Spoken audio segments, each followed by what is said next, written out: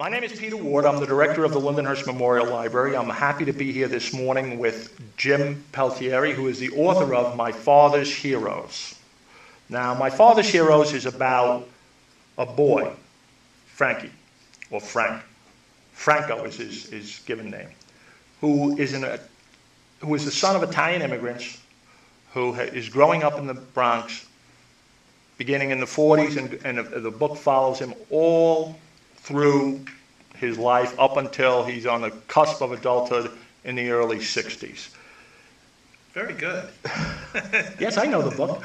I read it. So anyway, why did you write this book, Jim? Why did you write it? Well, I wanted to show people what it was to grow up in those days, the situations that existed, life, big thing. We had one little thing, we had no phone in the house.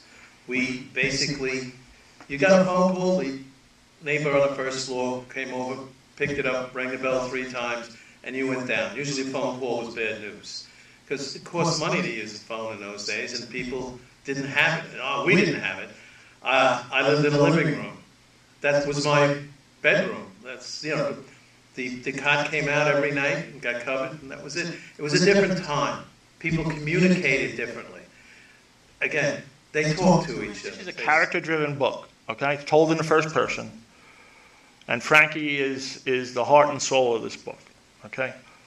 Who is Frankie? Where does he come from? What does he do? Why does he do the things he does? Why is he at the center of this book for you? Well, again, I don't know if it's my alter ego or the things I wanted to do when I was that age, or the things I saw being done. It's difficult to explain, but the character is basically a kid who grew up in a situation that he really had to have a tough time, and I had a tough time growing up too. So maybe it's me, maybe it's not. Part of it is me, part of it isn't.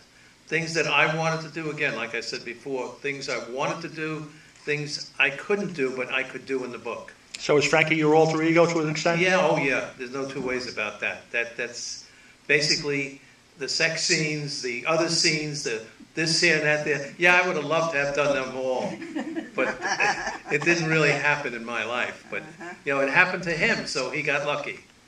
Yeah, because if that was you in those situations, that's pretty intimidating. Yeah, I think so. Okay. The Bronx. The Bronx also plays a big part in terms of the framework of where this story takes place. Now, you grew up in the Bronx. Correct. How is the Bronx? How does the Bronx represent, the way you describe it back then, the world that existed at that point? It was real. What you're reading in the book is basically real. Those gangs existed. To survive, you had to be part of something. You couldn't exist if you didn't. In the beginning, it wasn't so bad. It was a situation, you grew up. But then the neighborhood, I hate to use the word changed, but it did. How did it change? Well, ethnically it changed. Black people came into the neighborhood, but they were fine. They joined us in our games and whatever we did and however we did it. When the Spanish people came from Puerto Rico, whatever it is, they stayed in their own little clique, their own little life. They sort of formed their own, I guess, their corner was their corner, and you weren't going near it. And if you walked through it, you got beat up. So you had to fight back. And the only way to fight back is, again, to form your own situation, your own gang or whatever. These things actually happened. I was part of some of it, but I enhanced on it. I saw how it happened. I saw what was put together. I saw the Mafia Don.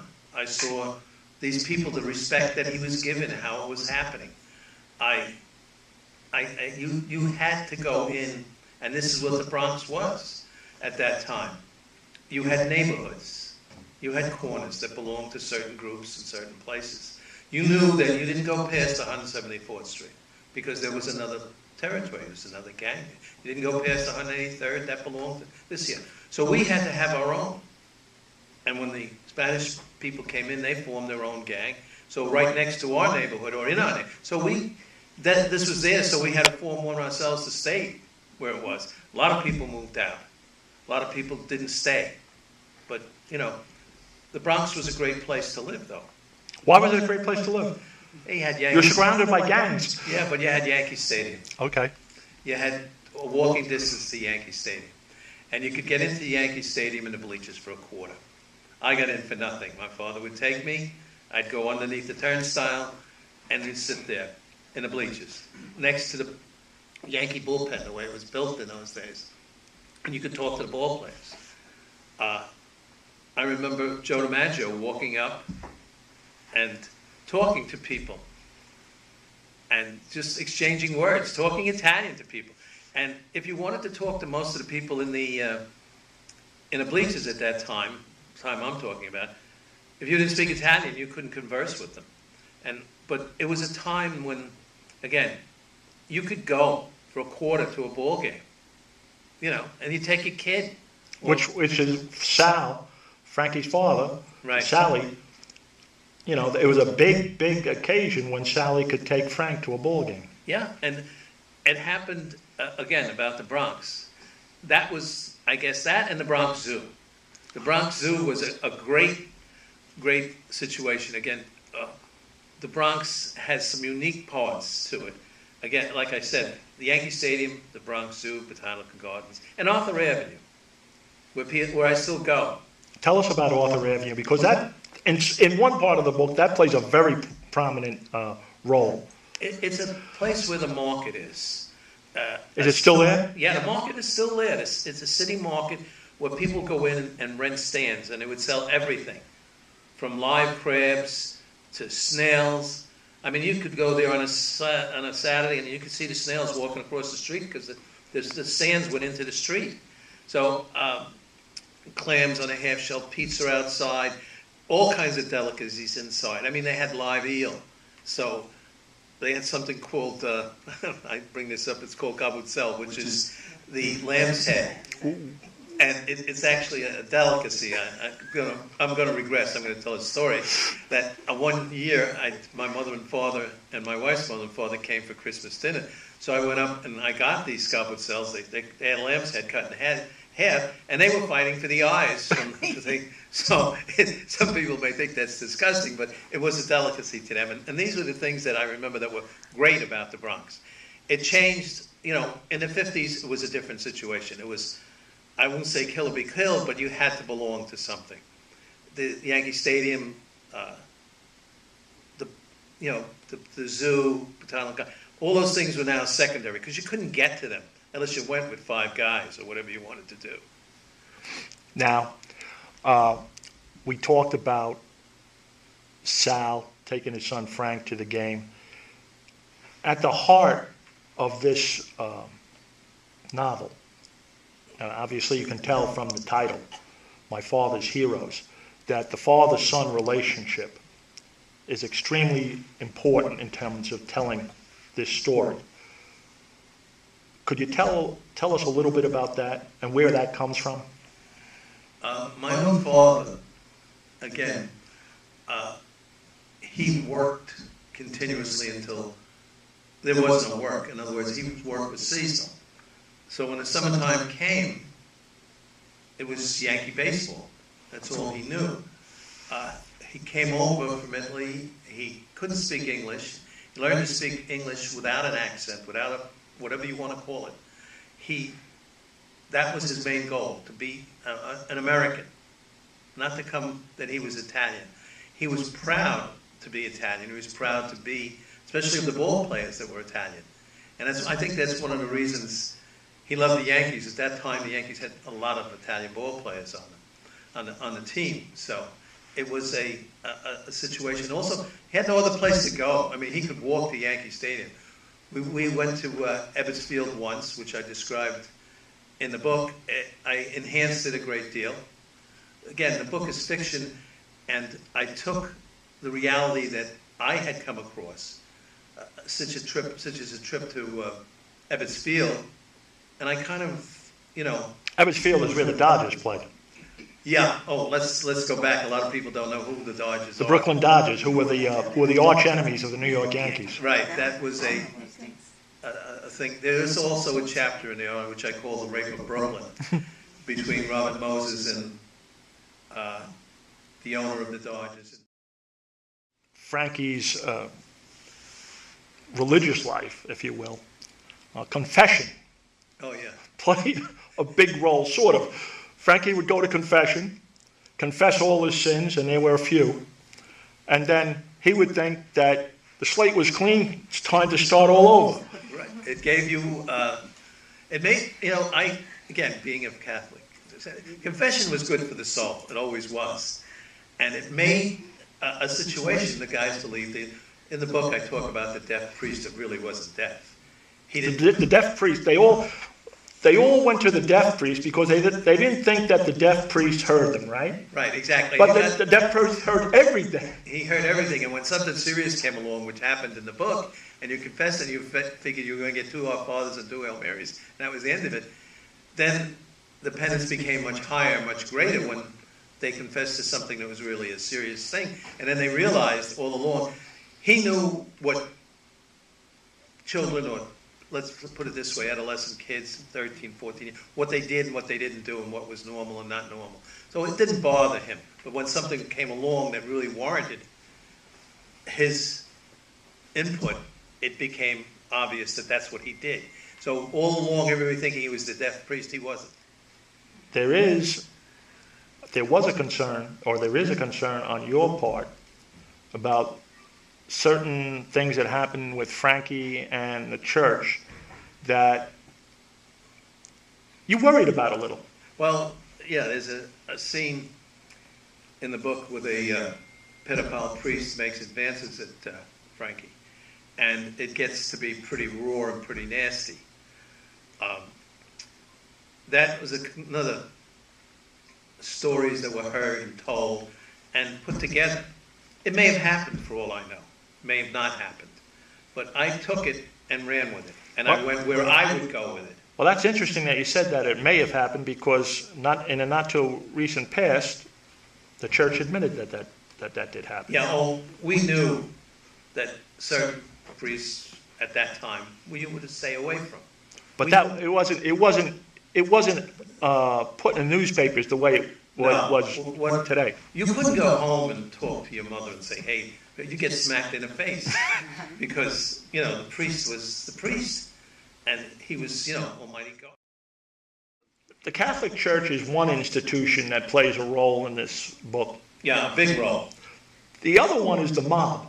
Yes. The mob comes off a little better in this book than the church does, right? Yeah, well, as a kid, again, like I said, this story is based on a lot of things that I've seen and heard and been around. I was the kind of guy you didn't see at one time. I could stand in the corner and watch everything was going on, and nobody knew I was there.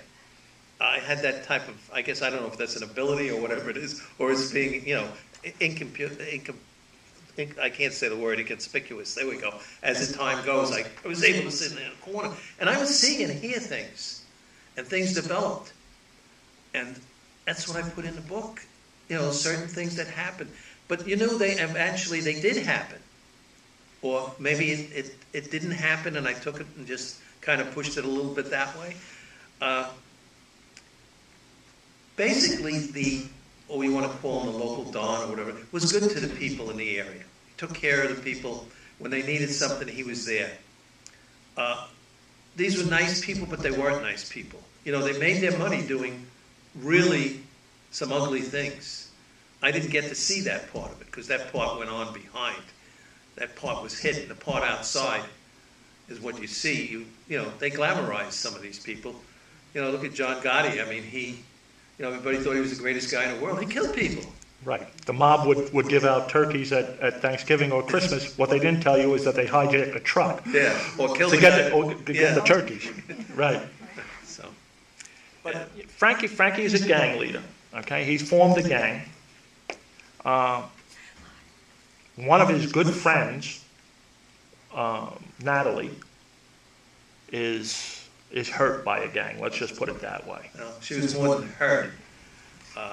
It was a payback, and she was brutally beaten, and it reached a point to where she needed psychiatric help, she needed all kinds of different things, and again, it was done in retaliation to what happened.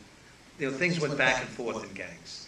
There was a fight here, a fight there, a fight here. Nobody really won, because all we were doing was hurting each other. It was like a war, like the wars we were fighting, you know, we fought all our lives. You know, they really ended up solving nothing.